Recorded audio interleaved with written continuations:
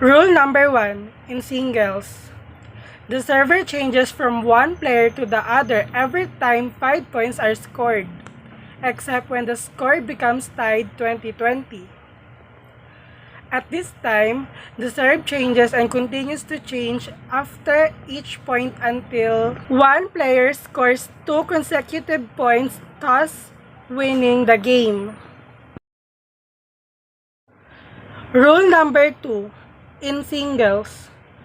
The server puts the ball into play by tossing it into the air from the palm of one hand and striking it with the paddle, held in the other hand, so that it hits his or her own court. The ball goes over the net and hits the receiver's court. The receiver must return the ball over the net so that it hits the server's court.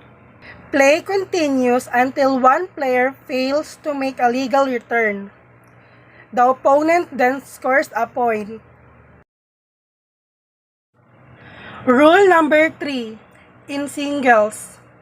If the ball hits the net on the serve and goes over, it is a let and the server serves again.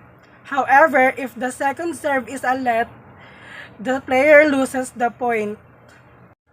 A serve that touches the net assembly, the net post, and net clamps on the way but still touches his sides first and then the opponent's side on the second bounce is called a let serve or just a let and must be replayed with no change to the score.